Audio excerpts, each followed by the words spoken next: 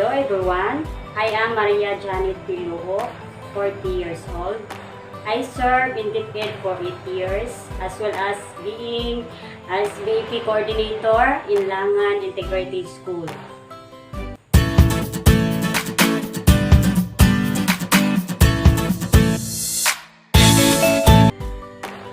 During the time when I was assigned as SBFP coordinator in our school, my initial reaction was I got worried as I have a lot of questions stappled in my mind, like what if I could not do my job as SBFP coordinator? What if I can't manage my time well in my teaching, in other school activities, and as SBFP coordinator? I have thought all of that as I was not fully prepared in such position.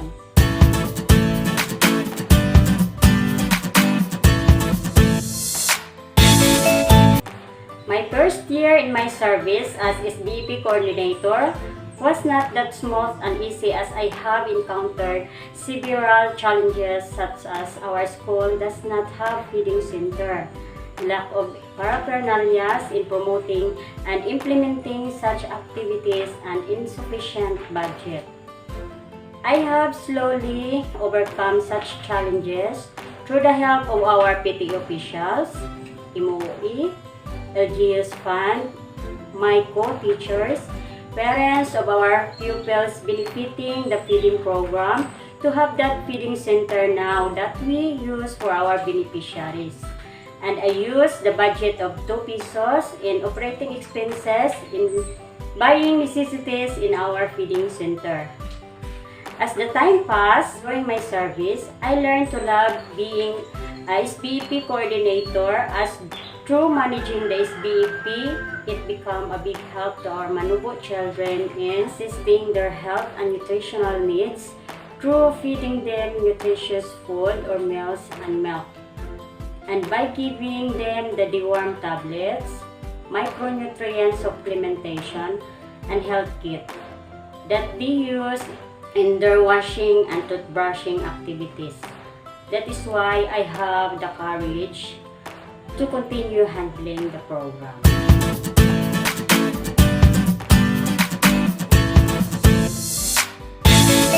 The first step of searching the beneficiaries was to identify the height and weight of the pupils. Second is lest the pupils belong to the BN or below normal.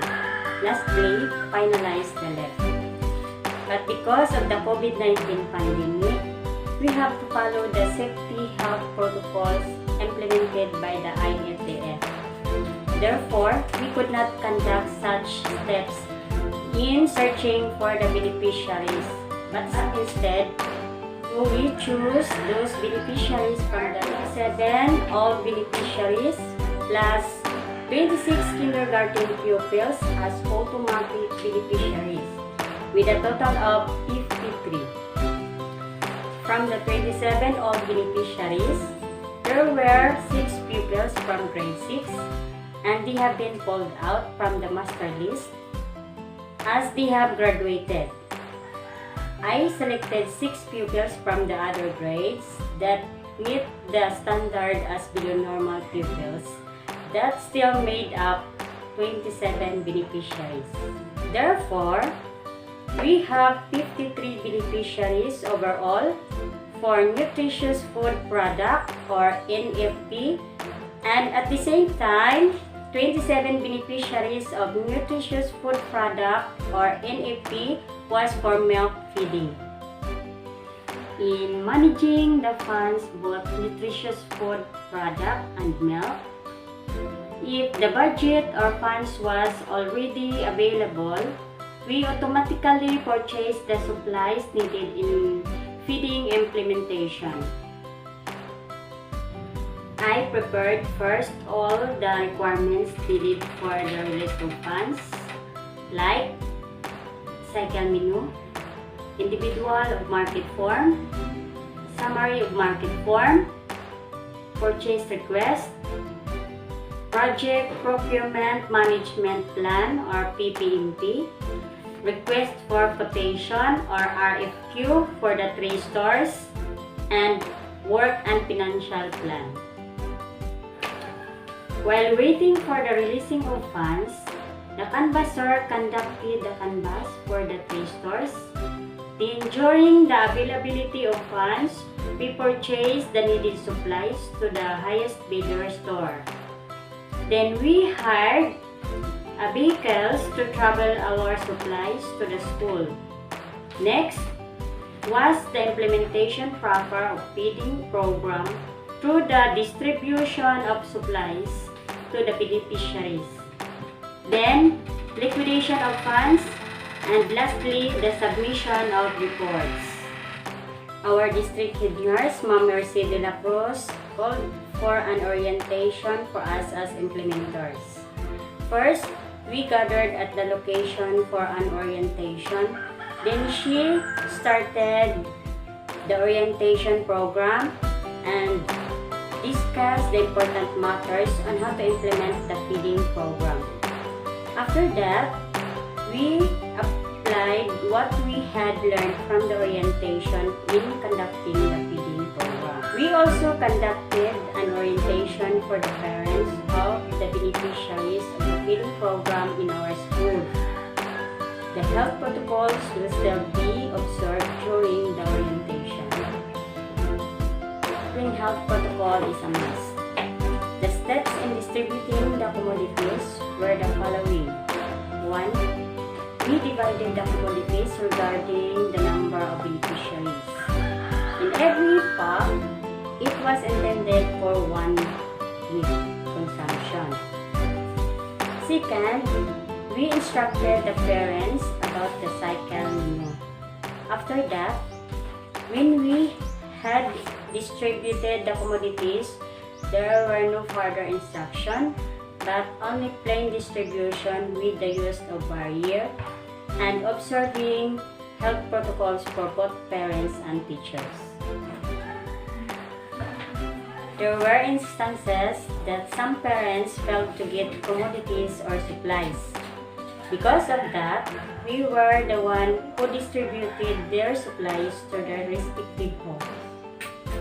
First, checking of attendance in the distribution of commodities.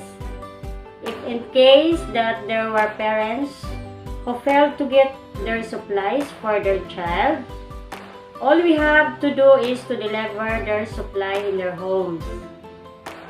We did also a home visitation to ensure that the beneficiaries are consuming their supplies and asked them about their modules if they have answered it or not. In liquidation of funds, first, gathered the receipts of all the payments for the supplies from the suppliers. Next is to make an attachment like DB, PR, PO, RFQ, abstract of quotation, inspection and acceptance report, inventory custodian slip, requisition issue slip, BIR form, and pictures and attendance of the beneficiary. Lastly, it will be finalized by our school head for the CDR attachment.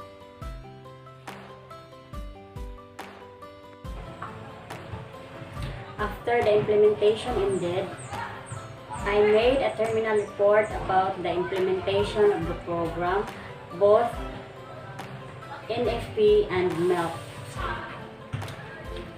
I made also a liquidation of funds.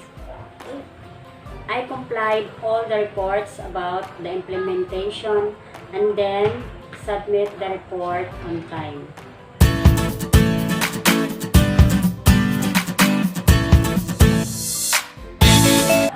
I made sure that I maintain good relationship with my SBFP partners and stakeholders through showing them a satisfactory action in implementing the program. There were times that the funds were delayed, so what I did to lend supplies from partners and promise them to pay on time. In that sense, I was able to gain their trust and preserve a good relationship to them.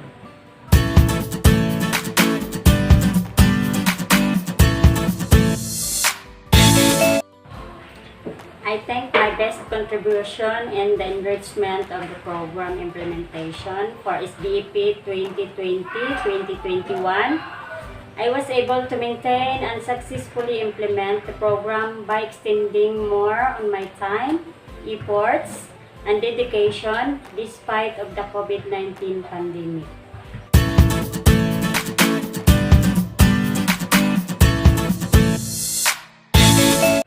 Yes, I am confident with the effectivity and efficiency of the program because I see a lot of improvements in terms of their health, physical appearance, and they are excited and motivated to get and answer their modules. Di na ako manuris, di na ako mabalik na akong timbang, kaya na ako nag-answer sa akong module, kusdan na akong labas.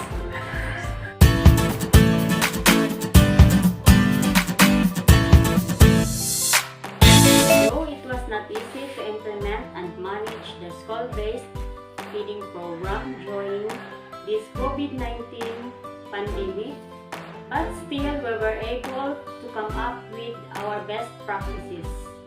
1. Implement and follow the IATF safety health protocols like washing hands and put alcohol or sanitizer before entering the school.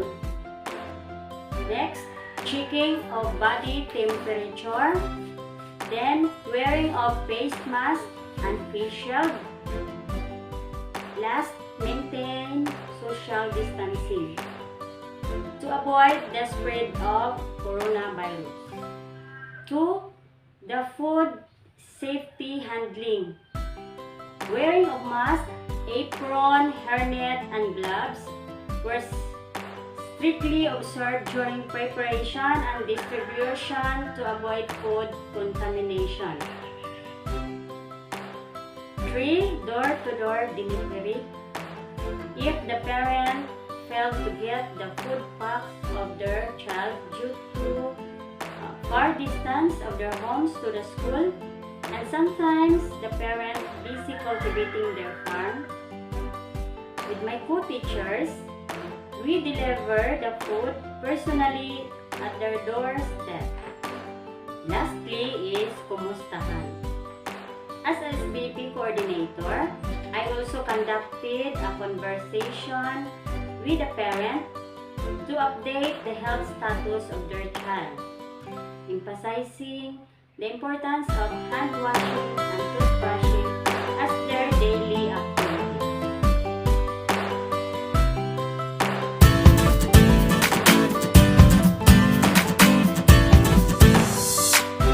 The ideas that I can contribute to have a successful monitoring and evaluation for this program is that you should always be prepared and ready your documents for the monitoring and evaluation, especially when it comes to your reports.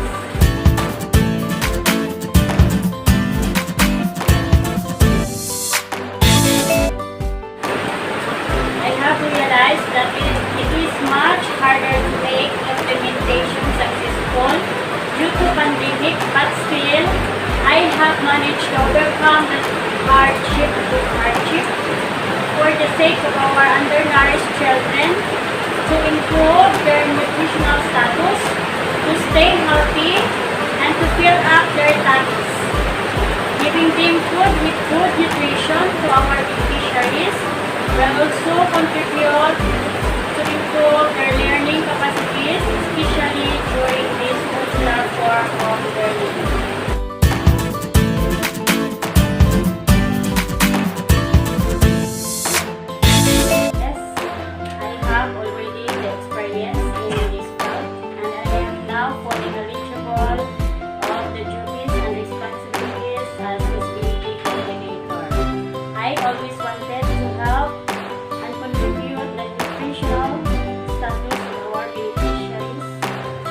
Their improvement